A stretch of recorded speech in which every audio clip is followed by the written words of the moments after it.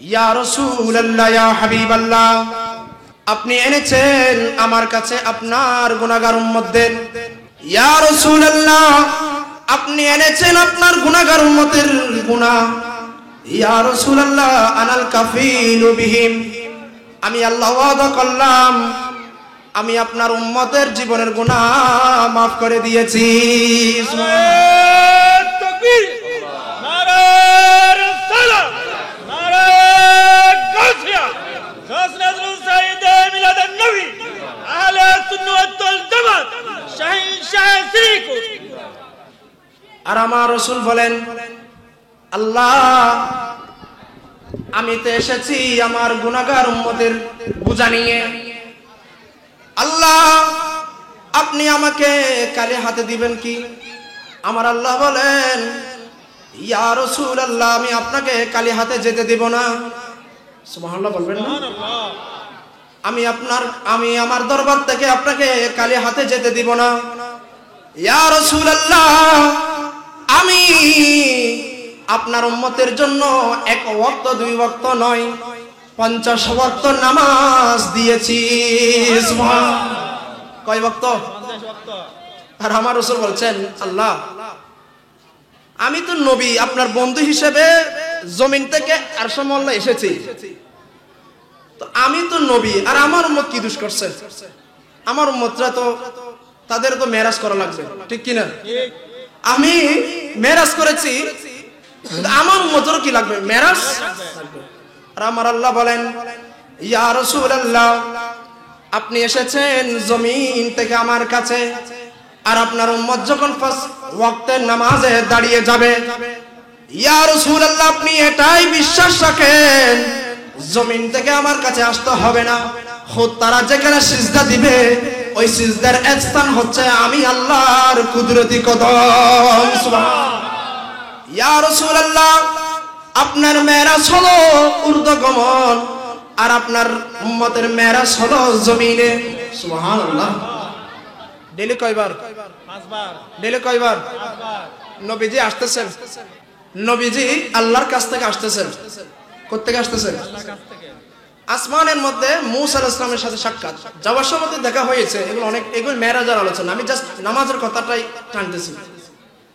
তো মূসা আলাইহিস সালাম খুবই চালাক মানুষ ছিলেন, খুবই বুদ্ধিমান নবী ছিলেন। ধরে ফেললেন, ইয়া রাসূলুল্লাহ, আসসালাতু ওয়াসসালামু আলাইকা সাইয়্যিদি ইয়া রাসূল। বড় করে বলেন, সাইয়্যিদি ইয়া রাসূল। নবীকে সালাম দিতে কষ্ট লাগে না। তা ইদারা না কষ্ট লাগে, ইদারা না কষ্ট লাগে, নবীর নাম নিলে খারাপ লাগে। আর তো খারাপ লাগে দরকার আছে না? আমরা যত নবীর নাম নিই তত আমাদের ঈমান বাড়িয়ে দেখে। বলেন, আসসালাতু ওয়াসসালামু আলাইকা সাইয়্যিদি ইয়া রাসূল। মূসা আলাইহিস সালাম সালাম দিচ্ছেন নবীকে, আল্লাহ ইয়া রাসূলুল্লাহ, আপনি তো গেলেন, আসলেন আল্লাহর কাছ থেকে, আপনাকে কি দিয়েছেন আসার সময়? তা আমাকে আল্লাহ আমার উম্মতের জন্য 50 ওয়াক্ত নামাজ দিয়েছেন। সুবহানাল্লাহ। নবী রে, আমি এটা মানতে পারতেছি না। কেন? আমি আপনার আগের নবী, আমি আপনার আগের নবী, আমি জানি আমার উম্মতরা কত ডেঞ্জারাস ছিল, এক ওয়াক্ত পড়বেন আপনার উম্মত, তো কি করা লাগবে একটু জানেন, কমে আসেন। আবার গেলেন, আসলেন, কত হলো? 5 ওয়াক্ত কমালেন, যাইতে যাইতে কত? 9 বার গেলেন। কয়বার? জোরে বলেন, কয়বার? 9 বার। তো 5 9 45, বাকি আছে কত? 5। মূসা আলাইহিস সালাম আবার বলছে, আবার যান। আমার নবী বলেন, এই আল্লাহর নবী মূসা আলাইহিস সালাম, আমি তো গিয়েছি 9 বার, বাকি আছে 5 ওয়াক্ত। মূসা আলাইহিস সালাম বললেন, ইয়া রাসূলুল্লাহ, আপনার উম্মত 5 ওয়াক্ত নামাজ তাও পড়বে না, আমি জানি। নবীরা আপনি যান, আরেকটু কমিয়ে আনেন। আমার রাসূল বলেন, এ মূসা নবী আলাইহিস সালাম, আমার আর যাইতে লজ্জা লাগে, 5 ওয়াক্তই দ্যাট ইজ এনাফ, আমি আর যাইতে পারবো না। আমার উম্মত এই 5 ওয়াক্ত নামাজ পড়বে, এটা আমি জামিনদার হলাম। সুবহানাল্লাহ। এই মুসা নবী, আমি আর যাইতে পারবো না, আমার লজ্জা লাগে। আমি তো যাওয়ার সময় কোটি কোটি উম্মতের বোঝা নিয়ে গিয়েছি, আর আমি কি 5 ওয়াক্ত নামাজ কি আনতে পারবো না? সুবহানাল্লাহ বলেন। মুসা আলাইহিস সালাম বলেন, ইয়া রাসূলুল্লাহ, আমি আপনাকে পাঠিয়েছি আল্লাহর কাছে নামাজ কমানোর জন্য নয়। সুবহানাল্লাহ বলেন। কি জন্য? নামাজ কমানোর জন্য নয়। আমি আপনাকে পাঠিয়েছি নামাজ কমানোর জন্য নয়। দুনিয়ার জমিনে থাকাকালীন আমি আল্লাহকে দেখতে চেয়েছিলাম। আল্লাহ বলেছেন লান তারানি, মুসা রে তুই আমার সাথে শুধু কথা বলতে পারবি। ওয়া কাল্লামাল্লাহু মুসা তাকলিমা। মুসা আলাইহিস সালামের কলমা হচ্ছে লা ইলাহা ইল্লাল্লাহ, মুসা কালিমুল্লাহ। সুবহানাল্লাহ। মুসা আলাইহিস সালাম বলেন, দুনিয়ার জমিনে থাকাকালীন আমি আল্লাহকে দেখার বড় ইচ্ছা ছিল, আল্লাহ দেখা দেয় নাই। লান তারানি বলেছেন। আজকে আপনি খুশনসিব, আপনি নবীদের নবী, রাহমাতুল লিল আলামিন, আল্লাহর কাছে গিয়েছেন, বড় ভাগ্যবান নবী। আপনি যখন আসতেছেন, আপনার আসার সময় আপনার জিসিম মুবারক থেকে আল্লাহর খুশবু বের হচ্ছে। এই গ্রানটা নেওয়ার জন্য, এই গ্রানটা নেওয়ার জন্য বিশেষত আপনার চেহারা মুবারকের মধ্যে আমি আল্লাহ দেখার আয়না দেখতে পাচ্ছি। আপনি যখন কোন এসি রুম থেকে বের হবেন, বুঝতেছেন? আপনি যখন কোন এসি রুম থেকে বের হবেন, আপনার শরীর থেকে একটা কি আসবে? একটা ঘ্রাণ আসবে, সুগন্ধি আসবে। ঠিক তদ্রূপ নবীজি যখন আল্লাহর কাছে আসতেছে, ওই আসার সময় নবীজির জিসিম মুবারক থেকে একটা এমন খুশবু বের হচ্ছে। মুসা আলাইহিস সালাম বলছেন, দুনিয়ার জমিনে এত খুশবু পেয়েছি, এরকম খুশবু তো আর কখনো পাই নাই। সুবহানাল্লাহ। সেজন্য আপনাকে বারবার পড়াচ্ছি, আর বারবার আল্লাহ দেখার ইচ্ছাটা আমার বড়ই পূরণ হচ্ছে। সুবহানাল্লাহ। আল্লাহকে বলে দিলেন, আল্লাহ দুনিয়ার জমিনে আপনাকে দেখা বড়ার ইচ্ছা ছিল, দেখতে পারি নাই। আমার আশা ছিল আপনাকে দেখার। ইয়া আল্লাহ বারি ইলাহি, আপনার আমার নবী মাহবুব নবী যখন আসতেছে, ওই আশার মধ্যে আমি আপনাকে দেখে ফেলেছি। সুবহানাল্লাহ। আমার আর দেখার কোনো ইচ্ছা নাই। ইচ্ছা তো আছে, কিন্তু যেটা একটা কিদা ছিল, চাহিদা ছিল, আল্লাহ দেখার আয়না, আল্লাহ দেখার আয়না। নবীজি আসলেন 5 ওয়াক্ত নামাজ নিয়ে জমিনে। এই নামাজ প্রতিষ্ঠা করতে গিয়ে নবীজি কত কষ্ট সহ্য করেছেন ধারণার বাইরে। তাইফের ময়দানে, উহুদের ময়দানে, বদরের যুদ্ধে, কত মাঠে ময়দানে গড়ের 70 পর্যন্ত হয়ে গিয়েছেন শুধু এই নামাজকে প্রতিষ্ঠা করার জন্য। এর ওই নবীর উম্মত হয়ে আমরা নামাজকে বেসিক হিসেবে রেখে ওই যে তাদের কালচার গুলো আমরা ধরে ফেলেছি। একটা জিনিস খেয়াল রাখবেন, দুনিয়ার সাথে, দুনিয়ার মধ্যে আপনি যার আচরণ, যার আখলাক, যার কালচার আপনি নিজের মধ্যে ধারণ করবেন, তার সাথেই আপনার হাসর হবেই হবে, নিশ্চিত। এটা আমার রাসূল হাদিস। দুনিয়ার জমিনে যদি নবীর সাথে সম্পর্ক রাখেন, স্বাচ্ছম্মত, এই কয়েকটা সময়, কয় বছর, 60-70 বছর, অনেকে তো 10 বছর বাঁচতেছে, আজকে হয়েছে কালকে শেষ। মাত্র অল্প সময়, অল্পটুকু সময়টুকু আমরা বরবাদ করে দিচ্ছি ওই তাদের কালচার গুলো ধারণ করে। নামাজ পড়ার দরকার আছে না নাই? নবীজি শেষ পর্যন্ত শুধু নামাজ নামাজ বলে গিয়েছেন। এই নামাজের কেমনে কথা বলি আপনাদের সম্মুখে। নামাজ হলো দ্বীনের কুটি। নামাজ কিসের কুটি? দ্বীনের কুটি। একজন মুসলমান পরিচয় হচ্ছে তার কি? নামাজ। আপনার নামাজ নেই, আপনার পরে কিছু নেই। নামাজ পড়েন, আপনার চেহারা পরিষ্কার হয়ে যাবে। সুবহানাল্লাহ বলেন। একটা খেয়াল রাখবেন, এদিকে পাশে কোন মসজিদ? দাওয়ানি মসজিদ না? আপনি নামাজ পড়েন না, আপনি একটা পরীক্ষা করে দেখতে পারেন। মসজিদের দরজার সামনে, গেটের সামনে একটু দাঁড়িয়ে থাকবেন। 5 ওয়াক্ত 5 বার দাঁড়াবেন। আপনাকে পড়তে বলতেছি না, জাস্ট দাঁড়াবেন। 5 ওয়াক্ত 5 বার দাঁড়াবেন মসজিদের সামনে, অথবা মসজিদ থেকে মুসল্লি যে জায়গা দিয়ে বের হয় ওই জায়গায় দাঁড়াবেন। ওই জায়গায় দাঁড়াবেন ফজর, জোহর, আসর, মাগরিব, এশা। এই 5 ওয়াক্ত দাঁড়াবেন, দেখবেন একজন কালো বিবর্ণ মানুষ পর্যন্ত যখন আল্লাহর ঘর থেকে বের হয় তার চেহারার মধ্যে একটা নূর ভাসিত হয়। সুবহানাল্লাহ। হবেই না কেন? তারা তো সিজদা দিচ্ছে কাকে? আল্লাহকে। আল্লাহ তো বলেছেন, ইয়া রাসূলুল্লাহ, আপনি এসেছেন জমিন থেকে আমার কাছে, আর আপনার উম্মতের এত কষ্ট করা লাগবে না, জাস্ট 5 ওয়াক্ত আমাকে হাজিরা দিতে বলেন, খুব আমি আল্লাহ তার সিজদার মধ্যে চলে যাব। সুবহানাল্লাহ। নামাজের মধ্যে নূর আছে না নাই? আছে। নামাজ অনেক বড় জিনিস। নামাজ মানে হচ্ছে দোয়া, নামাজ মানে হচ্ছে ইস্তেগফার, নামাজ মানে হচ্ছে মৃত্যুর রাস্তাকে সহজ করে দেওয়া। সুবহানাল্লাহ। নামাজ পড়েন আপনি, দেখবেন আপনার চেহারার মধ্যে একটা আলো আসবে। আর নামাজি ব্যক্তিকে মানুষ এমনিতে সম্মান করে। বেয়াদবি তো দূরের কথা, তার পাশে যখন মানুষ যায়, অনেক ছেলে তো সিগারেটও খায় না, মোবাইল দেখলে, মোবাইল কথা বললে অনেক সময় মোবাইলগুলো পকেটে নিয়ে ফেলে। ওই যে নামাজি বন্ধ আসতেছে, সমাজের মানুষ সম্মান করে কার কারণে? সিজদা কাকে দিচ্ছে? আল্লাহকে। আপনি আল্লাহর কাছে নত হন, দুনিয়াবাসী আপনার কাছে নত হবে। সুবহানাল্লাহ বলবেন না? নত হবে কার কাছে? আল্লাহর কাছে। আল্লাহ আমাদের সবাইকে আল্লাহর সামনে নত হওয়ার তৌফিক দান করুন। সালাতুন ইয়া আওয়াজ বলতে বেশি আওয়াজ।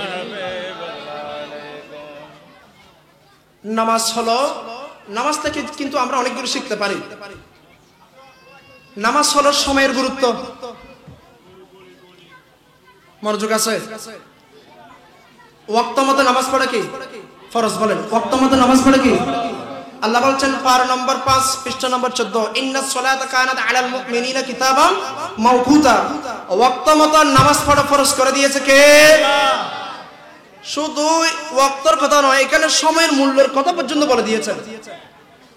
আপনি ঠিক টাইমে নামাজটা পড়েন, আপনার সমস্ত কিছু ঠিক টাইমে হবে।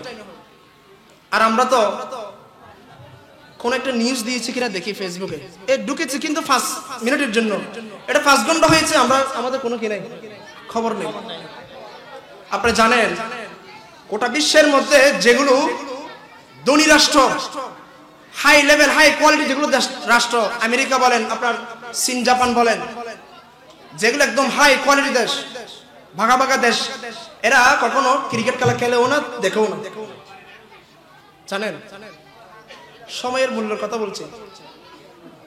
এরা ক্রিকেট খেলা দেখেও না, খেলেও না। কারণ একটা ম্যাচ খেলতে দেখতে হয় সময় লাগে কতক্ষণ? 6 ঘন্টা। আর আপনি দেখেন একটা ম্যাচ বল ব্যাট এই আপনি দেখতে দেখতে 6টা ঘন্টা আপনি বরবাদ করে দিলেন একটা খেলার পিছনে। আর ওরা কি করে জানেন? যেখানে বাঙালিরা আবেগীরা খেলার পিছনে 6 ঘন্টা বরবাদ করতেছে, আর ওইদিকে আমরা ওই 6 ঘন্টা প্রযুক্তিকে কাজে লাগিয়ে বিশ্বকে আমরা দৃষ্টান্ত দেখাচ্ছি, ঠিক কিনা? আজকে প্রযুক্তি তাদের হাতে, প্রযুক্তি তাদের হাতে। এই যে মহাবিশ্ব দেখতেছেন, এটা তাদের হাতে, তাদের ইচ্ছা অনুযায়ী সব। আপনি চাইলে একটা স্যাটেলাইট তুলতে পারবেন না তো, আপনি চাইলে একটা স্যাটেলাইট তুলতে পারবেন ইচ্ছা অনুযায়ী, তাদের অনুমতি লাগবে। কারণ কেন? ওই যে আমরা সময় মূল্য দিই রে, সময়কে আমরা পদদলিত করেছি। অথচ আল্লাহ বলছেন, বান্দা আমি সময়কে ফরজ করে দিয়েছি মূল্যায়ন করার জন্য। কিতাবাম মাওকুতা, কোরআন শরীফে আছে এটা। ওই সময়টাকে আমরা পিছনে ফেলে দিয়েছি।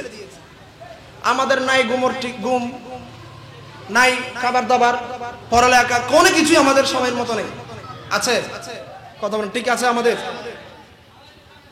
যখন আপনাদের এরকম অন্তিম বয়সে আসবে, একটু দাড়ি সাদা হয়ে যাবে, তখন আমাদের দুনিয়ার যত ব্যায়াম আছে ধরে যায়। আপনি জানেন সুইজারল্যান্ডে বলেন, বিভিন্ন বড় বড় রাষ্ট্র, এদের কোনো রোগ নেই। কারণ কি?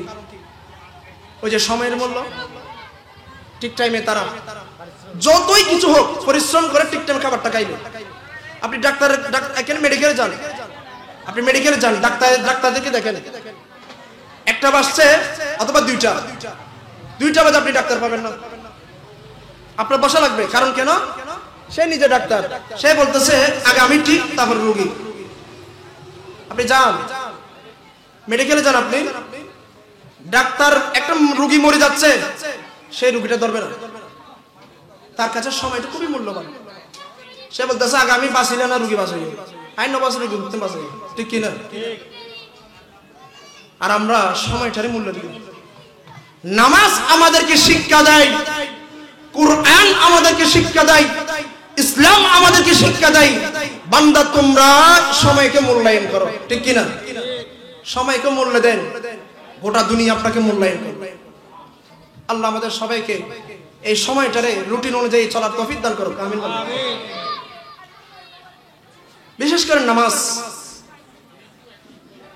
যে ব্যক্তি নামাজ পড়লো সে আকামাত দ্বীন, সে দ্বীনকে প্রতিষ্ঠা করলো। এই যে আপনারা আসছেন, কথা বুঝেন, আপনারা এতগুলো মানুষ আসছেন আমার সামনে, এখন মাহফিল কি সফল? এখন মাহফিল কি সফল? কতটুকু? 50%। ডেকোরেশন করছেন, কত সুন্দর লাইটিং, আপনারা আসছেন, একটা সৌন্দর্য বৃদ্ধি পেল। যখন আপনি এখান থেকে কিছু নিয়ে যেতে পারবেন নিজের জন্য, তখন এই মাহফিল কি সফল? বলেন, এই মাহফিল কি? আওয়াজ করবেন, এই মাহফিল কি সফল? আপনারা কি সফলতা চান? আমি গত জুমা বলেছিলাম একটা মানুষ সফল হওয়ার জন্য কি কি দরকার, কিন্তু সফলতা খুঁজি আমরা বাসভবনে, আমরা বাসবাগানে, মোবাইলে, ওদিক সেদিক, মোটিভেশন, এগুলো আমার সফলতা নয়। আমার সফলতা হচ্ছে আমার ঘরে, আমার সফলতা হচ্ছে আমার সময়, আমার সফলতা হচ্ছে নিজের জন্য কিছু করা। এখন আমরা কি করি? ওই কি করছে, ওই কি করছে, এই কি করছে, তার পিছনে সময়টা উড়াই দিই। আমাদের সময়টা আরেকজনের জন্য নির্ধারণ, কিন্তু নিজের সময়টা যেন আরেকজনের জন্য অপচয় করতেছি, নিজেই যে বরবাদ হয়ে যাচ্ছি, সেটা আমরা একটাবার চিন্তা করি। বলছি আপনি তখনই সফল হবেন যতক্ষণ আপনি এখান থেকে কিছু নিয়ে যেতে পারবেন। এখান থেকে কিছু নিয়ে যাওয়ার দরকার আছে না নাই? হাত তোলা বলেন, নিয়ে যাওয়ার দরকার আছে না নাই? আল্লাহ আমাদের সবাইকে সচ্চা ঈমানদার হওয়ার তৌফিক দান করুন। সালাতুন ইয়া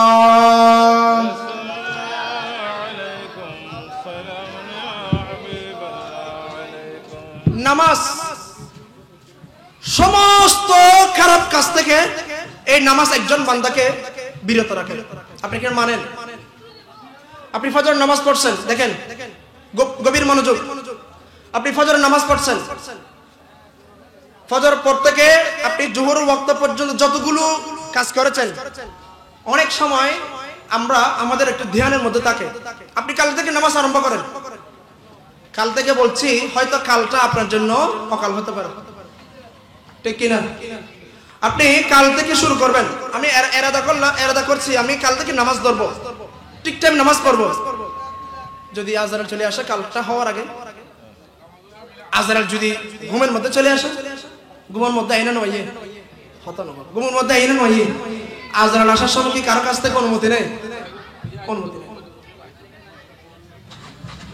কাজে নামাজ যেটুকু সময় পাবেন ওইটুকু থেকে আরম্ভ করেন। বাইরে নামাজ নিজের শরীরের জন্য নামাজ লাগে, লাগে না? এই যে আপনারা মুরব্বী হয়ে গিয়েছেন,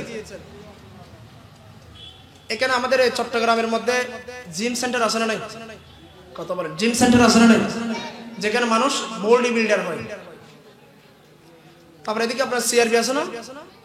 সিআরবি আছে, বিভিন্ন জায়গা খোলা মাঠ, ওখানে মানুষ দেখবেন দৌড়াদৌড়ি করে, ঠিক কিনা? কিসের জন্য? নিজের শরীর সুস্থ রাখার জন্য, স্বাস্থ্যটা ভালো রাখার জন্য।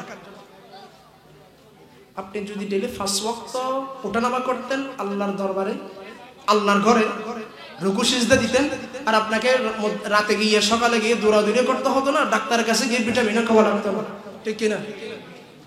ব্যায়াম তো নামাজে। আপনাকে জানেন এই যে আল্লাহর সৃষ্টির সমষ্টি রূপ হচ্ছে নামাজ। এই উদাহরণটা দেখেন, হাদিসের মধ্যে এসেছে, আমরা হলাম সৃষ্টির শ্রেষ্ঠ জীব, ঠিক কিনা? সৃষ্টির শ্রেষ্ঠ জীব, আর আল্লাহ গোটা সৃষ্টির সমষ্টির রূপকে নামাজ বানিয়ে আল্লাহ আমাদেরকে দিয়েছেন। বিশ্বাস করেন? একটু আমরা উদাহরণ দিকে যাই। গাছ আছে না বৃক্ষ? বলেন গাছ আছে না নাই? গাছ কি দাঁড়িয়ে না শুয়ে? বলেন গাছ কি দাঁড়িয়ে না শুয়ে? দাঁড়িয়ে। নামাজ সব সময় সে আল্লাহর সামনে দাঁড়িয়ে থাকে। গাছ আমরাও আল্লাহর সামনে দাঁড়িয়ে থাকি কি থাকি না? আল্লাহু আকবার। দাঁড়িয়ে থাকি না? নামাজের মধ্যে দাঁড়ানোটা কি ফরজ, নামাজের মধ্যে দাঁড়ানোটা কি ফরজ। এবার আমাদের রুকু আছে না নাই? বুঝতেছেন না কথা, বুঝতেছেন? আমাদের রুকু আছে না নাই? রুকু কারা দেয়? জীবজন্তু, চতুষ্পদ পশু আছে না নাই? এরা সবসময় রুকু অবস্থায় আছে না নাই? আপনি বাঘবার লোক দেখেন, এখন গরু আনছে, সে তো সবসময় রুকু অবস্থায় আছে। সুবহানাল্লাহ। চতুষ্পদ জানোয়ারগুলো সবসময় আল্লাহর সামনে রুকু অবস্থায় থাকে, আর ওই রুকুটাই আল্লাহ আমাদেরকে দিয়েছে, সমষ্টি রূপ। সিজদা আছে না নাই? বলেন সিজদা আছে না নাই? পোকামাকড়, এই পোকামাকড় দেখেন আপনি, পোকামাকড় একটু ডিস্টেন্স দেখেন তো, সে তো সব সময় সিজদা অবস্থায় থাকে। সুবহানাল্লাহ। আর আমরাও সিজদা দিই আল্লাহর কাছে। আপনি গাছের নিয়ামত আল্লাহ আমাদেরকে দিয়েছেন, চতুষ্পদ এগুলো আল্লাহ আমাদেরকে দিয়েছেন, অর্থাৎ পুরো সৃষ্টির সমষ্টি রূপটাই হচ্ছে নামাজ। এবার বলেন সিজদা দিয়ে আমরা বসে কি বসি না? কত বলেন বসে কি বসি না? আর দেশে ব্যাঙ আছে না নাই? ব্যাঙ আছে না নাই? সে সবসময় কি বসে থাকে, সে সবসময় কি বসে থাকে। কোন পশু পাখিটা আল্লাহ ইবাদত করে না? বলেন কোন পশু পাখি, কোন সৃষ্টি আল্লাহর ইবাদত করে না? কিন্তু দুর্ভাগা আমরাই ওই সৃষ্টির শ্রেষ্ঠ জীব হয়ে এক সেকেন্ডও আল্লাহকে মানি, আল্লাহর নিয়ামত খাই অকৃত। এর নিঃশ্বাসের মূল্য দিতে পারবেন কখনো? নিঃশ্বাসের মূল্য একটু মেডিকেলে দেন জানতো।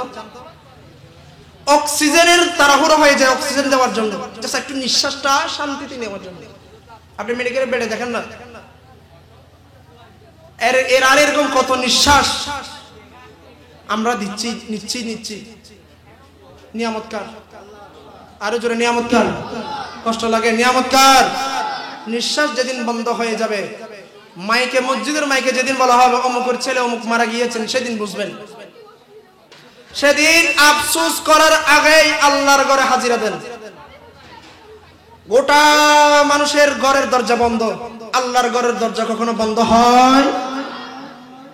আল্লাহ বলছেন বান্দা সমস্ত সৃষ্টির দরজা বন্ধ হয়ে যাক, কিন্তু আমি আল্লাহর রহমতের দরজা এক সেকেন্ডও বন্ধ হয় নাই। সুবহানাল্লাহ। কারণ আমার আল্লাহ চিরঞ্জীব, আমার আল্লাহ কখনো ঘুমায়, আমার আল্লাহ সবসময় আমাদের দিকে তাকিয়ে আছে।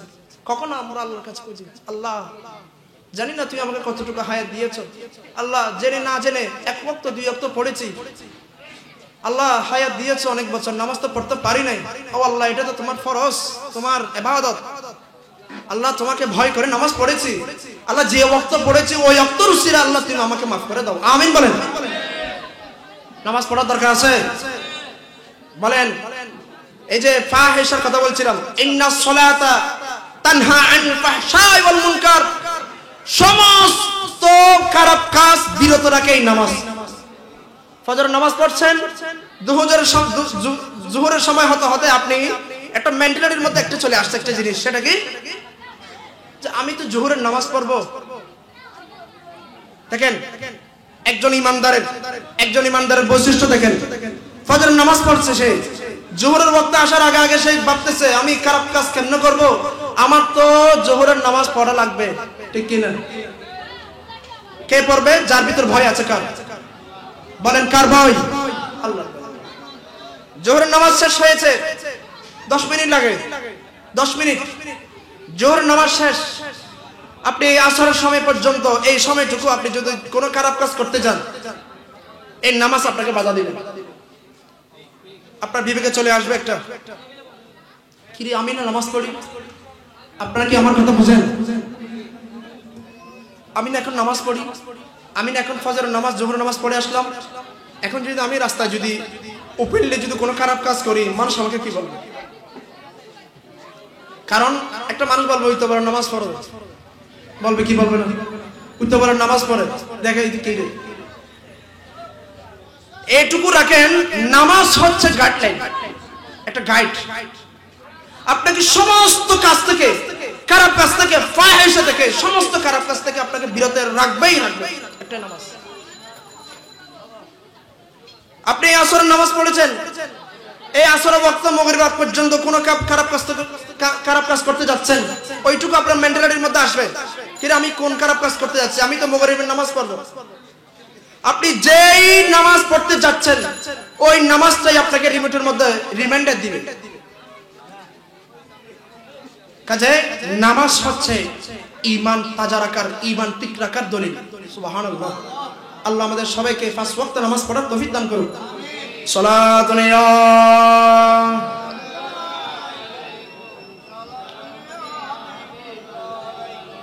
এবার আমার মুখোমুখি হাদিস পড়েন। কলা সবার আওয়াজ শুনতেছি না। কলা রাসূলুল্লাহি সাল্লাল্লাহু আলাইহি ওয়াসাল্লাম as-salatu khamsu wal jum'atu ilal jum'ah wa ramadanu ila ramadan mufakkiratun lima bainahunna ma ujtinabat kabair। সুবহানাল্লাহ। আমার রাসূল বলেন, উম্মত তোমরা যখন নামাজ পড়তে যাও, এক জুমা হতে অন্য জুমা পর্যন্ত এই সময়টুকু যখন তোমরা নামাজ পড়বা, এই জুমা থেকে এই জুমা পর্যন্ত আমার আল্লাহ তওবা ছাড়া তোমার গুনাহ মাফ করে দিবে। রমাদান ইলা রমাদান, এই রমজান থেকে সামনের রমজান পর্যন্ত, গত রমজান পেয়েছি সামনের রমজান পাবো, তার কোনো বিশ্বাস আছে? আমার রাসূল এটাই গ্যারান্টি দিয়েছেন, উম্মত গত রমজান থেকে আসন্ন রমজান পর্যন্ত এই নামাজ যদি তুমি পড়ো, যদি ভুলবশত যদি গুনাহ করে ফেলো, আমার আল্লাহ বান্দা হিসেবে আমার আপনার গুনাহ মাফ করে দিবে।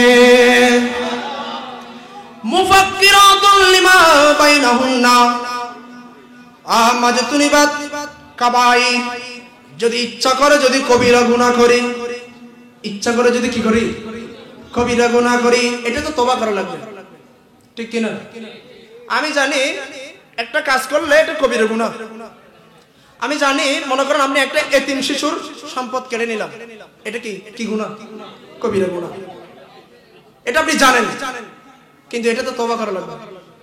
কি রকম তওবা?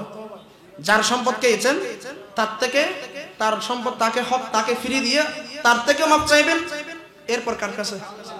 আপনি তার সম্পদ কেড়ে নিয়ে যদি এখানে লাইন ধরে যদি যাকাত দেন, হাস হবে না?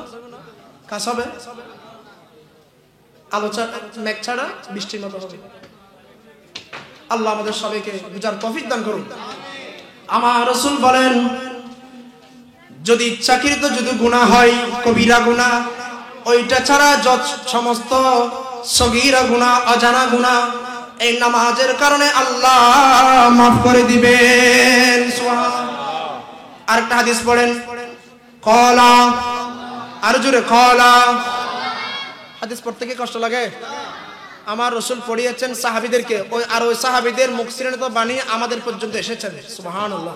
পড়েন কলা আর জোরে কলা রাসূলুল্লাহ সাল্লাল্লাহু আলাইহি ওয়াসাল্লাম আরাআইতুম লাউ আন্না নাহরান বিবাবি আহাদিকুম ইয়াগতাসিলু মিনহু কুল্লা ইয়াউমিন খামসা মাররাত হাল ইয়াবকা মিন দারনিহি শাইউন ক্বালু লা ইয়াবকা মিন দারনিহি শাইউন ক্বালা ফাযালিকা মাতালুস সাওয়াতি খামসি ইয়ামহুল্লাহু বিহিন্নাল খতায়া। সুবহানাল্লাহ। আমার রাসূল বলেন, উম্মত তোমরা কি দেখতে পাচ্ছ? সাহাবীরা বলে, ইয়া রাসূলুল্লাহ, বলে দেন কি দেখতে পাচ্ছি? এই আমার সাহাবীরা, কোন ঘরের সামনে যখন একটা নদী থাকে, ঘরের সামনে নদী আছে না নাই? আর এটা নদীর অনেক কর্ণফুলী নদীর পারে, যারা কর্ণফুলী নদীর পাশে আছে তাদের ঘরের সামনে নদী আছে না নাই? নদীর পারের মানুষের উদাহরণ দিয়ে আমার রাসূল বলেন, উম্মত তোমরা যদি দেখতে পাও কোন ঘরের সামনে যখন কোন একটা নদী কিংবা পুকুর বা ঝর্ণা দেখতে পাও, এই ঝর্ণার মধ্যে মানুষ যখন ডেইলি 5 বার গোসল করে, ওয়া কয়বার? 5 বার যখন গোসল করে, হাল ইয়াবকা মিন দারনিহি শাইউন, একটা মানুষ যখন 5 বার গোসল করে তার শরীরে কি কোনো ময়লা থাকে? সাহাবীরা বলছেন, লা ইয়াবকা, না না, কোনো ময়লা থাকে না। আমার রাসূল বলেন, সাহাবীরে ফাযালিকা মাতালুস সালাওয়াতিল খামসি ইয়ামহুল্লাহু বিহিন্নাল খতায়া। সাহাবীরে, একজন মানুষ যদি ডেইলি 5 বার গোসল করে যেমনি শরীরে ময়লা থাকে না, ঠিক তেমনি আমার উম্মতরা যখন ডেইলি 5 ওয়াক্ত নামাজ পড়বে তার শরীরে কোনো গুনাহ থাকবে না। উদাহরণ সুন্দর আছে না? সুন্দর আছে না? 5 বার গোসল করলে যেলে শরীরে ময়লা না তাইব, এল্লা 5 ওয়াক্ত নামাজ পড়িলে আর তো হন কি দেখতে হন গুনাহ। কি সুন্দর! কোন ধর্মে একথা বলা হয়েছে? কোন ধর্মে আছে না? হন ধর্ম আছে না এরকম কথা? চান নবী আর হইল বড় হই, আমার নবী একজন উম্মতকে বাঁচানোর জন্য আর কিরকম করে বলবে, তারপরে তো বলতে, উম্মত চিন্তা করিস না, আমি আছি তো, সুবহানাল্লাহ, আমি আছি, আর খুব চিন্তা করিস না, কিয়ামতের ময়দানে চিন্তা করিস না, আমি আছি, শুধু এখান থেকে কিছু নিয়ে যা, কিছু নিয়ে যা, সব সময় আমি তোদেরকে রক্ষা করব। সুবহানাল্লাহ বলেন। সালাতুন ইয়া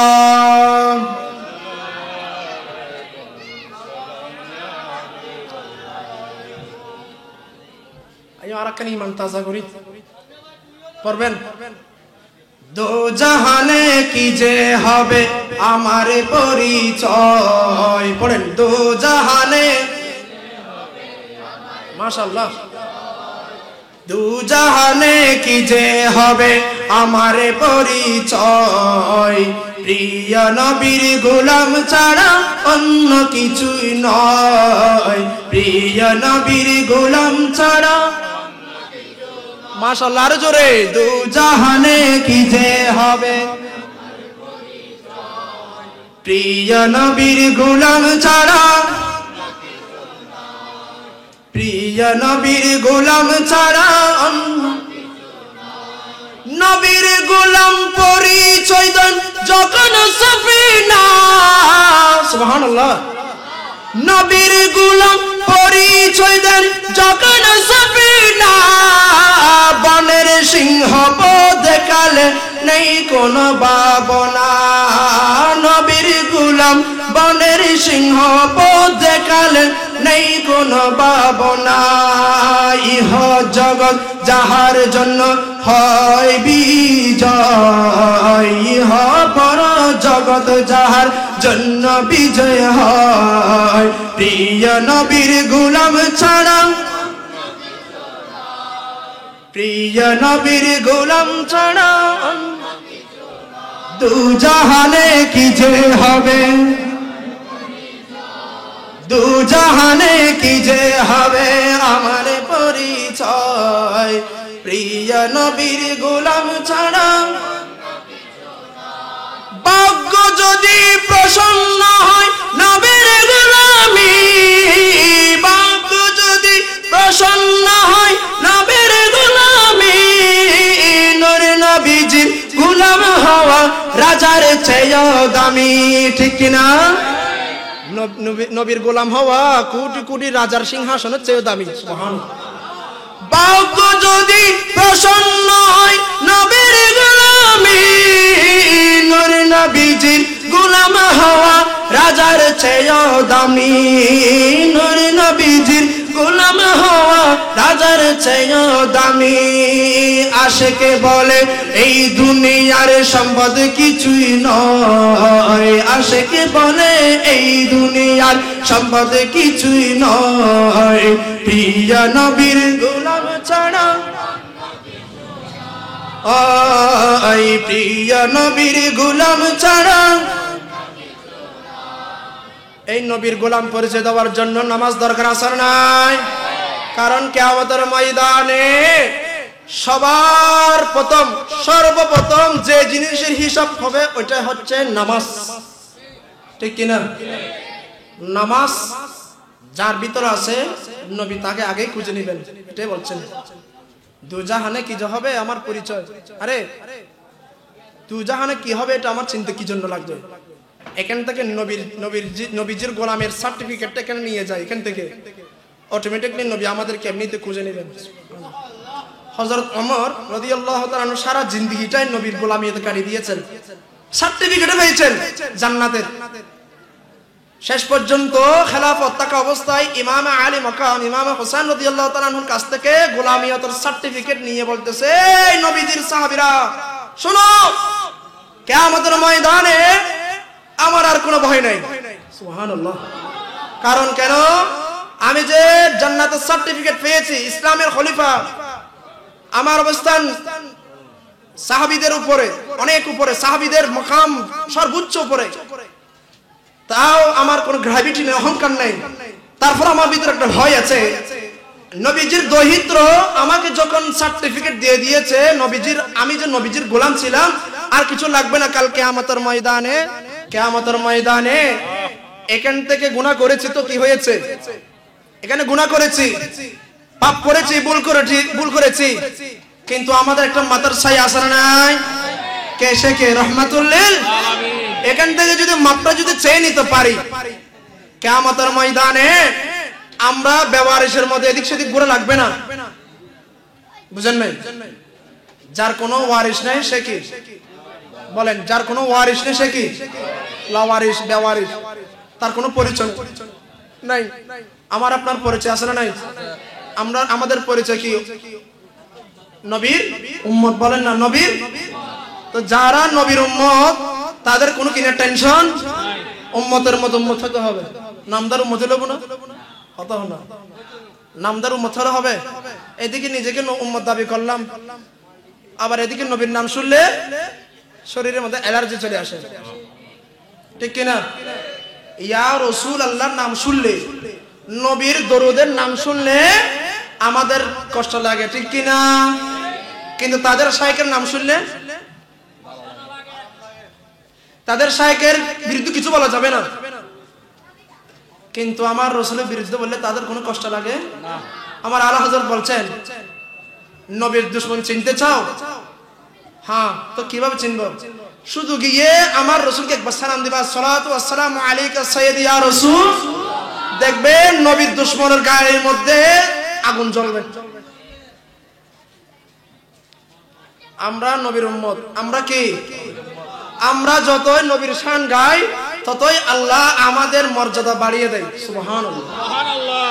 লাওয়ারিশ ন গুনাহগারল হাসরের মাড়ন, লাওয়ারিশ ন গুনাহগারল রহমতের সাদর জহন মুস্তাফার তন, হড়ে যাইবু উম্মত ওয়ালা, হড়ে যাইবু উম্মত, উম্মত ফেলাই, হড়ে যাইবু উম্মত ওয়ালা, উম্মত ফেলাই, হল জাগানো মদিনা,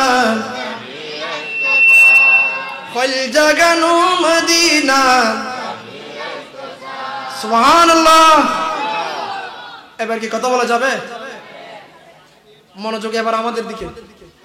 এতক্ষণ না করছি ইমানটা তাজা করার জন্য। ইমান কি তাজা হয়েছে? কি লাগছে? আমাদের আশিক রাসূলদের ঈমানের এবং শরীরের ক্ষুধা মেটানোর জন্য নাত রাসূলের যথেষ্ট। সুবহানাল্লাহ। কারণ সাহাবীরা দিন দেখেন রাত দেখেন, সারা দিন সারা রাত রোজা রাখতো, শুধু নবীর চেহারাটা তাকাইলেই তাদের ক্ষুধাটা নিবারণ হয়ে যেত। সুবহানাল্লাহ। আমরা তো নবী দেখি নাই, কিন্তু নবী দেখার ইচ্ছা আসরা নাই। আল্লাহ আমাদের সবাইকে এক জীবন একবার হলো আমার রসুলের শায়ানের স্বপ্নে, আমার রসুলের যেন নূরানি সূরত যেন আমাদের স্বপ্নে আল্লাহ আমাদের যেন দেখার তৌফিক দান করেন। আমিন। সালাতুন ইয়া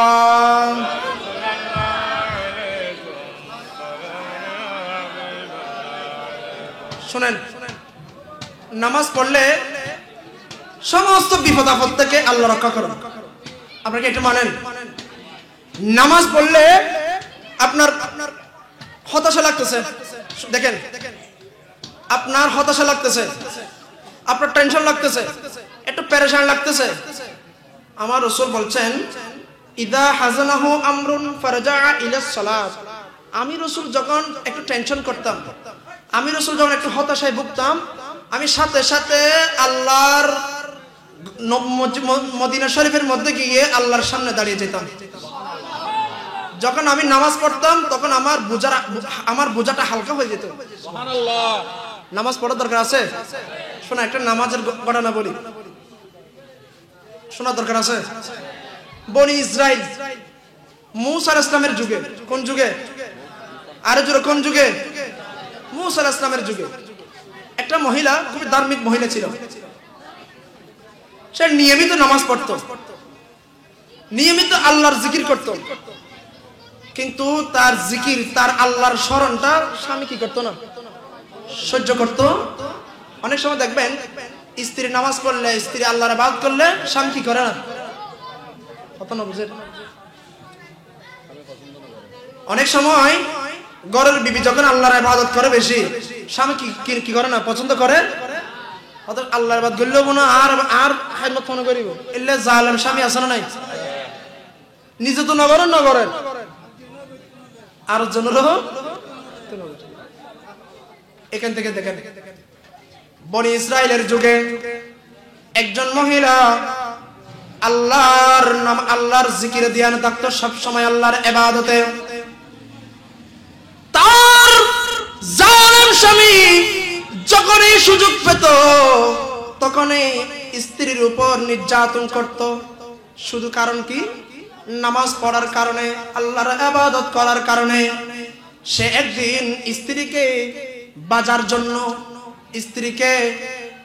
বাজানোর জন্য একটি কৌশল অবলম্বন করলো। কৌশল কি? সে একটা জিনিস আনলো, মূল্যবান জিনিস, ধরেন আংটি, যেগুলো একটা মূল্যবান জিনিস ধরেন, এনে স্ত্রীকে দিয়ে বলতেছে, বিবি আমি তোমাকে এই জিনিসটা দিচ্ছি, এটা আমানত হিসেবে কোথাও রাখি দাও। তো স্ত্রী বলল ঠিক আছে, বিসমিল্লাহ বলে নিরাপদ স্থানে রাখলেন। রাখার সময় স্বামী দেখলো কোন জায়গায় রাখছে, এটা রাখার সময় স্বামী দেখলো কোন জায়গায় রাখতেছে এটা। স্ত্রী তো আংটি রেখে তার কাজের মধ্যে কি বিজি। এদিকে স্বামী কি করলো, ওই মূল্যবান জিনিসটা নিয়ে সাগরের মধ্যে কি, কোন সাগর? নীল নদীতে, মিশরের নীল নদীতে ফেলে দিল। বলেন, বান্দা যখন আল্লাহর ইচ্ছায় থাকে তার কে ক্ষতি করতে পারে না। বান্দা কোনো আল্লাহ যদি মনে করেন আপনার উপর যদি আল্লাহ রাজি থাকে, হাজার লক্ষ কোটি মানুষ যদি আপনাকে নামানোর জন্য পিছনে লেগে যায়, আল্লাহ যাকে উপর টানতে চায় কেউ নামাতে পারবে? ওয়া তুইজ্জু মান তাশা ওয়া তুযিল্লু মান তাশা, সবকিছু কার হাতে? এই স্বামীটা মূল্যবান জিনিসটা নিয়ে নীল নদীতে নিক্ষেপ করলো। ভাগ্যক্রমে মূল্যবান জিনিসটা মাছে খেয়ে ফেললো। কে গেল? মাছে। এই মাছ জেলের জালের মধ্যে কি ধরা পড়লো। এই মাছটা আবার বাজারে আসলো। দেখেন আল্লাহ কিভাবে তার বান্দাকে রক্ষা করতেছে নামাজের বিনিময়ে। মাছটা কোথায় আসলো? বাজারে আসলো। এই মাছটা কিনলো কে? স্বামী। স্বামী মাছটা কিনে বউর হাত দিয়ে বলতেছে মাছটা রান্না করো। এদিকে বউ তার স্ত্রী মাছটা যখন কাটা শুরু করছে, মাছের পেটের ভিতর কি আন্টি ওই মূল্যবান জিনিস কি রে, কি ব্যাপার কাকতালীয় ভাবে? আমি তো আমার এই জিনিসটা রেখেছি কোথায়? আলমারিতে, নিরাপদ স্থানে। ওটা মাছের পেটে কেমন আসলো? যাই হোক, সে কি করলো, মূল্যবান জিনিসটা মাছের পেট থেকে নিয়ে কোথায় রাখলো? আবার যে জায়গায় ছিল প্রথম রাখছিল ওই জায়গার মধ্যে রাখলো। কিছুক্ষণ পর স্বামী আসলো ওই বাজানোর জন্য। স্ত্রীকে বলল, এই আমার বিবি, আমি তোমাকে যে মূল্যবান জিনিস দিয়েছি ওইটা আমাকে হস্তক্ষেপ করো, ওটা আমাকে দাও। স্ত্রী দূরে গিয়ে যে জায়গার মধ্যে রাখছিল ওই জায়গার মধ্যে বিসমিল্লাহ বলে আবার হাত দিল। হাত দেওয়ার সাথে সাথে জিনিসটা নিয়ে স্বামীর হাতে দিল। স্বামী, নাও আপনার জিনিস। স্বামী তো অবাক, কিরে, আমি তাকে যে জিনিসটা দিয়েছি জিনিসটা আমি ফেলে দিয়েছি কোথায়? নীল নদীতে। সেটা আমার ঘরে কেমন আসলো? অবাক করার মতো বিষয় না? এনেছেন কে? আল্লাহ। এই মহিলার উপর রাজি ছিল কে? আল্লাহ। আমার আপনার উপর যদি আল্লাহ রাজি থাকে, আমাদের কঠিন রাস্তা সহজ করে দেখে আল্লাহ। যাই হোক, এখন তো স্ত্রীতে আর বাজাতে পারতেছে না। সে আর কি করলো, চাপ সৃষ্টি করলো স্ত্রীর উপর। স্ত্রীকে বলল, এই স্ত্রী, তুই কি মুসার আল্লাহর ইবাদত ছাড়বি নাকি আমার খেদমত করবি, কোনটা বল? স্ত্রী বলল, এই আমার স্বামী, তোমার মতো কয়েকটা স্বামী আমি ছেড়ে দিতে পারবো। আমি এক সেকেন্ডের জন্য মুসার আল্লাহ তথা আমার আল্লাহকে আমি ছাড়তে পারবো না। সাথে সাথে স্ত্রীর উপর কেঁপে গরম তেলের ডেকচির মধ্যে কি ছেড়ে দিল। সে আল্লাহকে বলল, আল্লাহ, আমি তো কোনো এক সময়ে কোনো এক সেকেন্ডের জন্য তোমার স্মরণ থেকে গাফিল ছিলাম না। আল্লাহ, আমার স্বামী পর্যন্ত আমাকে নির্যাতন করত, আমি এক সেকেন্ডের জন্য তোমার স্মরণ বিমুখ হয়নি। আল্লাহ রে, আজকে তোমাকে স্মরণ করতে গিয়ে, তোমার নামাজ পড়তে গিয়ে আজকে আমার স্বামী আমার উপর প্রহার শুরু করলো, তেলের মধ্যে ছেড়ে দিল। আল্লাহ রে, তুমি তো বাঁচার মালিক। বলেন, বাঁচার মালিক কে? আর জোরে, বাঁচার মালিক কে? আল্লাহ, তুমি তো হারে তোমার উপর ঈমান এনেছি, তুমি ছাড়া আর কেউ নাই আমাকে বাঁচানোর। আল্লাহ, তুমি আমাকে বাঁচাও।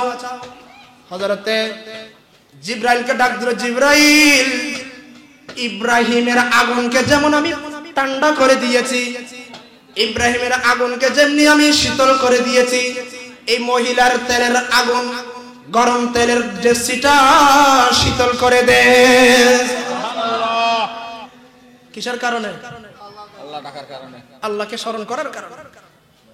ভাই রে, ক বছর বাঁচবেন? একটু মুড়ি দেখেন। হাদিসের মধ্যে এসেছে, নুজাহাতুল এই কিতাবের মধ্যে এসেছে হাদিস, অনেক লম্বা হাদিস। এটা উম্মত মরে যাওয়ার আগে আল্লাহর কাছে কি দিতে হবে? হিসাব। মরে যাওয়ার পরে হিসাব দেওয়া লাগবে কি লাগবে না? লাগবে। শরীরের সমস্ত অঙ্গ প্রত্যঙ্গ সাক্ষী দিবে কি দিবে না? সূরা ইয়াসিনের মধ্যে আছে। আমার রাসূল বলছেন, উম্মত আল্লাহর সামনে দাঁড়ানোর আগে, আল্লাহকে হিসাব দেওয়ার আগে, ফাহুয়া হাসিবু হিসাবাই ইয়াসিরা, আল্লাহর সামনে হিসাব দেওয়ার আগে নিজেরই জায়গায় একটু নিজের হিসাবটা করে দেখো। বুঝছেন? সারাদিন একটা ব্যবসায়ী মানুষ সকাল থেকে রাত পর্যন্ত যতগুলো বেচা কিনা করেছে, শাটার ফেলার আগে কি করে? দোকান বন্ধ করার আগে একটু কি করে? হিসাব নিকাশ করে, কতটুকু লাভ ক্ষতি হয়েছে, ঠিক কিনা? আমার রাসূল বলছেন, উম্মত আজরাইল আসার আগে একটু নিজের হিসাবটা নিজে করো। তুমি কতটা নেককার, কতটা বদকার। বদকার হলে আল্লাহর সামনে দাঁড়িয়ে যাও, নেককার হলো আল্লাহর সামনে দাঁড়িয়ে যাও। জানেন আমার রাসূল ডেইলি 100 বার আল্লাহর কাছে তওবা করতেন। বলেন, আমার রাসূল নিষ্পাপ না? কত আল্লাহ, আমার রাসূল কি? তারপরে কেন তওবা করত? শিক্ষা দেওয়ার জন্য। কি দেওয়ার জন্য? কাদের জন্য? কাদের? উম্মতকে শিক্ষা দেওয়ার জন্য নবীজি ডেইলি কয়বার? 100 বার তওবা করত। আর আমরা কয়বার তওবা করি? করি না? তওবা ছাড়া কবরে যাবেন? মারি বুধবাজি খবর এত সহজ ন, কারণ ঢুকিছ না। ইসলামের বিধান নাই দে, ইসলামের বিধান নাই যে না হয় একটা কবর ফেটে দেখার খুবই ইচ্ছা, শুধু মানুষকে দেখানোর জন্য। কি রকম যে আমরা এই খোদার জমির উপর নাফরমানি করতেছি, আর হয় এটা ধ্বংস হয়ে যাবে, এই জমিনটা তোলার মতো উঠবে, তোলার মতো। আল্লাহ যখন শুনেন বলেন তওবা করার দরকার আছে না নাই? নিজের হিসাব আগে নিজে করার দরকার আছে না নাই? সুযোগ পেয়েছেন আস্তাগফিরুল্লাহ পড়বেন, সুযোগ পেয়েছেন লা হাওলা ওয়ালা কুওয়াতা ইল্লা বিল্লাহিল আলিয়্যিল, আমার মুখকে একবার পড়েন আস্তাগফিরুল্লাহ, সবাই পড়েন আস্তাগফিরুল্লাহ রাব্বি মিন কুল্লি যামবি ওয়া আতুবু ইলাইহি লা হাওলা ওয়ালা কুওয়াতা ইল্লা বিল্লাহিল আলিয়্যিল আযীম। আমিন বলেন। আস্তাগফিরুল্লাহর নিয়ামত কি জানেন? একটা কারিগর ছিল, রুটি বানাইতো চায়ের দোকানে। ইমাম আহমদ ইবনে হাম্বল রাদিয়াল্লাহু তাআলা আনহু ওনার সময় আমলে একজন রুটির কারিগর রুটি বানাইতো চায়ের দোকানে। সে সব সময় একটাই কাজ করত, নামাজ দোয়ার পাশাপাশি সে যতটুকু সময় পেত অতটুকুর মধ্যে কি করত? আস্তাগফিরুল্লাহ পড়তো। কি পড়তো? আস্তাগফিরুল্লাহর পাওয়ার জানেন আপনি? আপনি আল্লাহর হয়ে যাবেন। সুবহানাল্লাহ বলেন। আস্তাগফিরুল্লাহ এমন ভাবে পড়তো সে জীবনে যাই কিছু আল্লাহর কাছ থেকে খুঁজেছেন, আল্লাহ তাকে সব দিয়েছেন। একদিন আহমদ ইবনে হাম্বল রাদিয়াল্লাহু তাআলা আনহু খুব এরকম কনকনে শীতের মধ্যে, খুব কনকনে শীত, যাচ্ছিলেন পথিমধ্যে। যাওয়ার সময় একটা মসজিদ দেখতে পেল, মসজিদের মধ্যে একটু রাত্রি যাপন করতে চাইল। মসজিদের মুয়াজ্জিন বলতেছে না, মসজিদের মধ্যে রাত্রি যাপন করা যাবে না।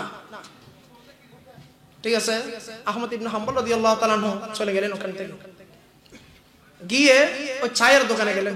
ওই যে ব্যক্তিটা সবসময় কি পড়তো? মনোযোগ আছে? সবসময় কি পড়তো? আস্তাগফিরুল্লাহ পড়তো। ওই দোকানের সামনে গেলেন, গিয়ে বলতেছেন,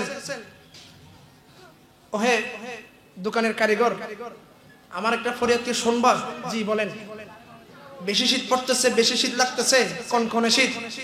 তোমার দোকানের এই যে আগুন জ্বালাচ্ছ, ওই আগুনকে একটু পোহাইতে পারবো?